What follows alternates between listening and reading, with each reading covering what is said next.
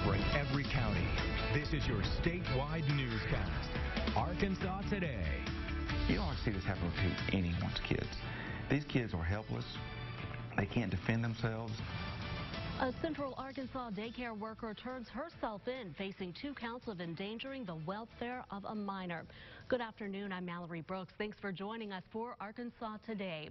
The incidents the abuse allegations stem from were all caught on camera.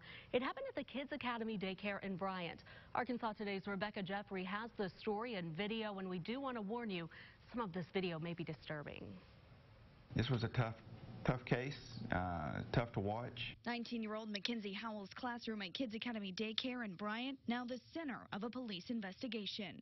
You could kind of tell with her body language that she was in an agitated state that day. This surveillance video released by Bryant Police shows disturbing events that happened in her classroom back on June 29th, starting.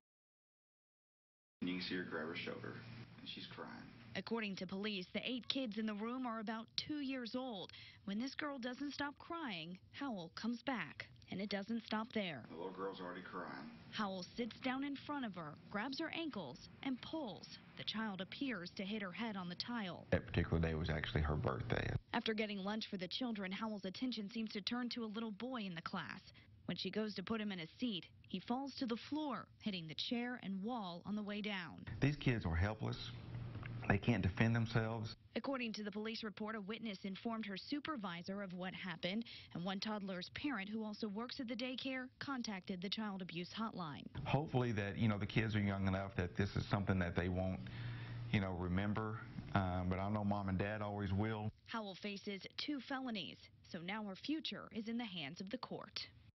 And the police report stated Howell was asked to leave the daycare. We reached out to Kids Academy, but they are not answering questions at this time. Town hall meetings will be held once a month to allow VA patients the chance to ask about the investigation into a pathologist who officials say was impaired on the job. The pathologist was an employee at the Veterans Healthcare System of the Ozarks. At least 7 cases were misdiagnosed, including one in which a vet died. They found her cancer. She was stage 4 terminal, and it's a slow-growing cancer. So how does this slow-growing cancer develop over a few months? 3,000 cases have been reviewed so far. Developed this afternoon, 1 man arrested after police say he got into a standoff with police while armed with a rifle and pistol. It happened just before 7:30 last night at the Timbercrest Mobile Home Park in Hot Springs. Officers say the man threatened the officers before firing several rounds from inside a home. A SWAT team managed to subdue him with a non-lethal weapon. 57-year-old John Barrett has been charged with terroristic threatening. He's being held at the Garland County Detention Center on a $100,000 bond. Today, we may see Supreme Court Justice nominee Brett Kavanaugh on Capitol Hill as he sets up those one-on-one meetings with senators. President Trump announced last night that he had picked Kavanaugh. Now, if confirmed by the Senate, Kavanaugh would fill the Supreme Court seat vacated by retiring Justice Anthony Kennedy. The president called the 53-year-old a brilliant jurist and a judge's judge. My judicial philosophy is straightforward. A judge must be independent and must interpret the law, not make the law. Some Democratic senators have already announced their intention to vote against Kavanaugh. They say they are prepared for a showdown to defend Roe versus Wade, affordable health care, and civil rights for everyone. From the governor to state senators, Republican leadership here in the natural state praising Brett Kavanaugh and looking forward to his confirmation from the Senate. Governor Hutchinson says he likes the president's pick for Supreme Court. In a tweet last night, he called Kavanaugh highly qualified and dedicated and says he hopes for a timely confirmation. Senator John Boozman encouraging his colleague to consider Kavanaugh's nomination. He says he looks forward to a fair confirmation and hearing more from Judge Kavanaugh about his judicial philosophy. The mother of 2 students who survived the 2012 Sandy Hook Elementary School shooting believes there should be a school resource officer on all campuses.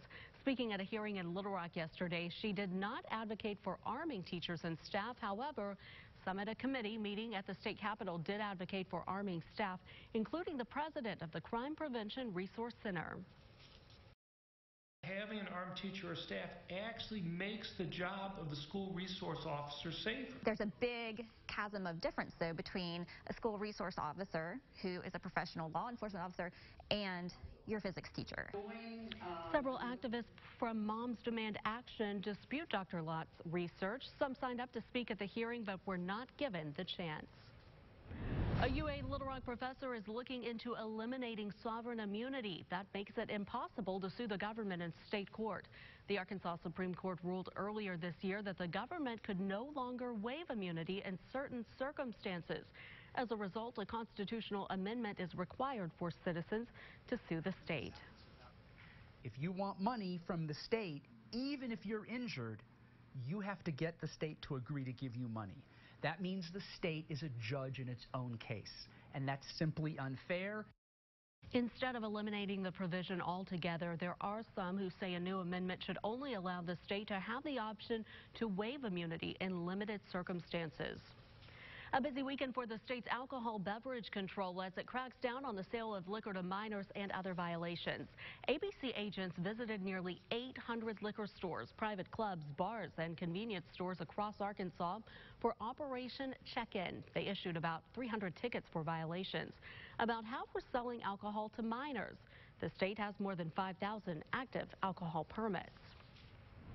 A city in White County is popping with color. A team of artists with Think Art Project and Cersei are working on several colorful murals. The new project invites the public to participate in transforming a downtown alley from an eyesore to a creative destination called Art Alley.